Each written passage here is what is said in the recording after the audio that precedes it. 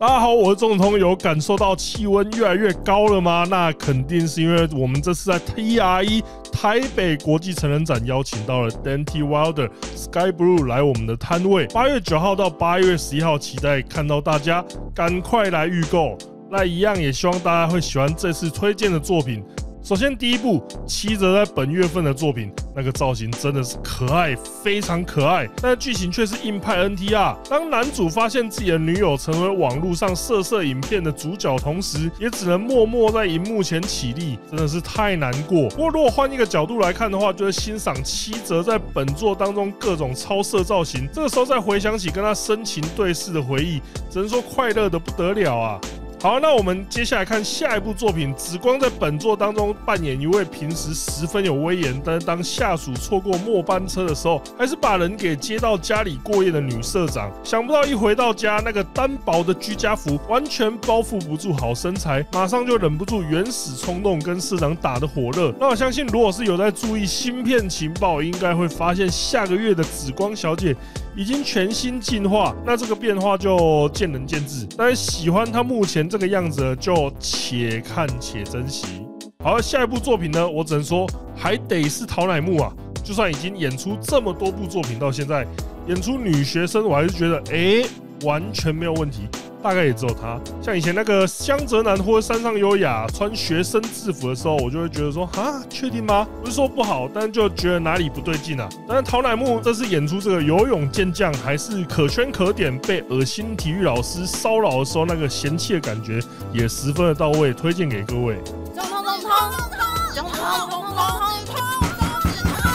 搞什么啊？8月9号到8月11号来台北国际成人展 TRE 中子通摊位 ，Dante Wilder Sky Blue 都看得到啊！去 JK Face 上面购买门票，输入折扣码 Finger Master， 还可以得到限量女优周边。中子通欧美精选摊位预购资讯即将公布，敬请大家拭目以待。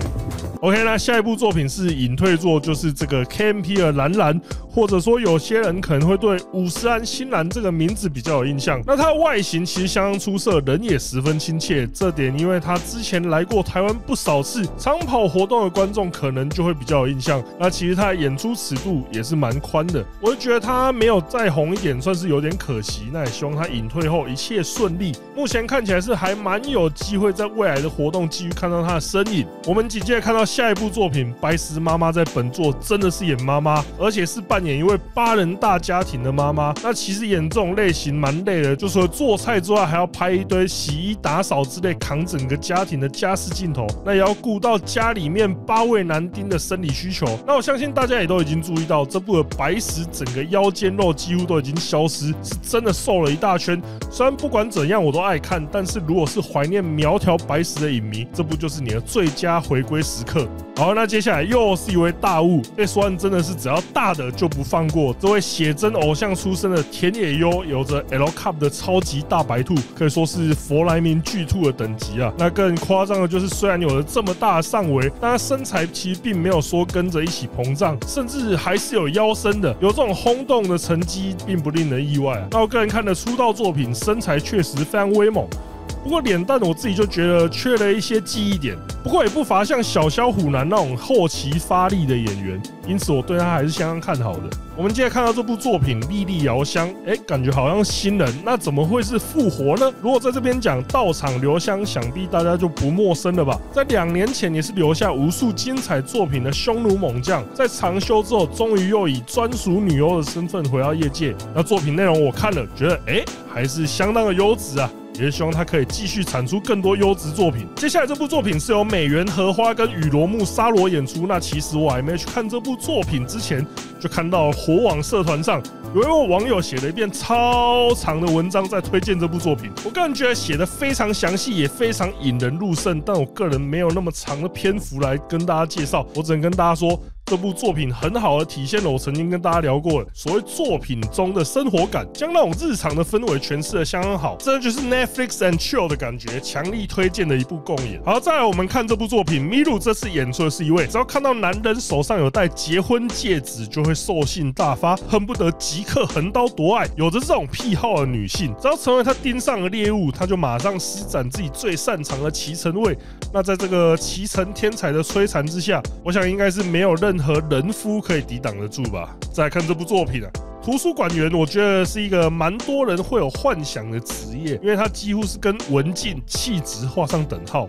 那明里愁在本作饰演的图书馆员，从外表看也确实是如此，想不到隐藏在这个外表下却是一个超 S 女，就像是冰淇淋里面包辣椒一样，是甜的，只是会辣。但是那个超高颜值带来的反差感，我还是看得非常享受啊。接下来这部作品呢，可能就比较适合刺青演员的爱好者，分别找来目前业界代表性的2位中优希以及凤花恋。那这2位呢，我个人还是比较喜欢中优希的，只是这个封面上写着最刁对决，真的是一直让我想到九品芝麻官啊，真的有这么刁？皇上他是最刁的刁民啊，他真有那么刁？刁我！接下来这部作品没有意外是这个月份个人觉得最强大的共演作，樱空桃加伊藤舞雪。我靠，2个都堪称是业界的身材 T0 等级，肉体曲线用凹凸有致来形容都太过失礼。然后看到这2位跨色合作，真的在画面上就是黄金比例的美感，简直就像是今年夺冠的塞尔提克那个黄金双人组合 Jason Tatum 跟 Jaylen Brown 一样绝妙，进攻守备都是一流。就算 Jason Kidd 使出离间计，也没有让2人产生心结。而且樱空桃17年出道，伊藤舞雪18年出道 ，Brown 则是16年出道。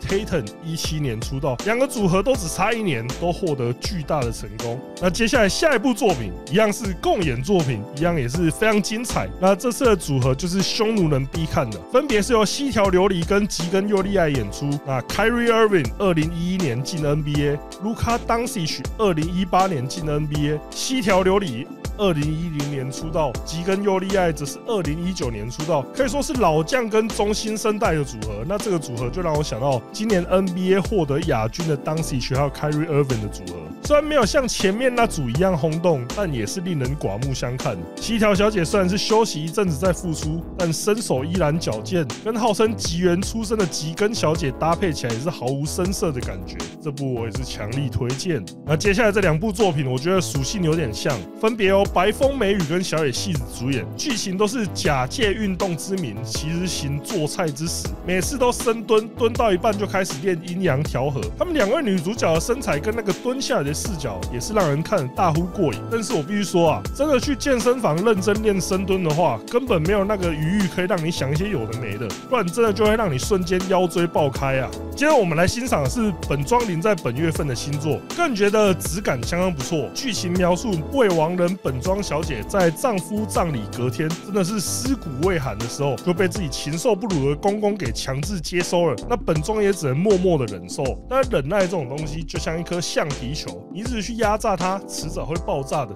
就像本作的结局一样，真的充满冲击感，大家肯定要去看一下。好，我们看下一部作品《美谷朱音》跟山崎花，这2位不仅都是业界演技跟实用性挂保证的强者，戏外2人的好交情也不是秘密啊，还一起移籍到同一家事务所。那除了之前的 VR 共演之外，这部在本中的共演也没有让人失望。真的是1+1大于2，2个人搭配就像如实的冬季冠军跟英雄联盟的2015年8强闪电狼 AD 一样丝滑，必须强力推荐。好，那接下来松本一香在这个月的2部作品其实都蛮优秀啊，分别是多人作战1个打30个。松本虽然身形比较单薄，但即使面对这么多人，也是丝毫不落下风。那其实以现在的业界环境，真的是有这种多人作品都要满怀着感恩的心情来看啊。另外一部呢，则是让松本一香去 DVD 店来一个突袭高装检，你只要给他负面评价，本人就会突然出现。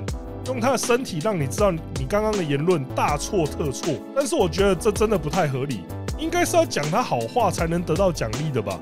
接下来这部作品，温牌在本作当中扮演的是因为没有女性友人，索性就去参加全都是男性的酒会。想不到酒过3巡之后，那对大白兔就成为在场男性的目标。酒会马上转型变成交流会。那必须说，温牌那个色感真的是很强，把在场男士一位接一位夹出来的功力，也是画面张力十足。就希望可以看到有更多这种可以让他展现技巧的作品。我们紧接着看到下一部作品是色乐细致的演出。堪称业界脖子最歪的女人，有时候看那片会忍不住跟着把头这样歪一边看。那这次的题材在道德跟法律上都是相当不允许的，就是趁女友不在的时候，强迫女友的妹妹行苟且之事。那我个人觉得这部在肉系方面实用性真的是非常高，所以在这边推荐给大家。OK， 那今天的最后一部作品就是这个《梁生临梦》。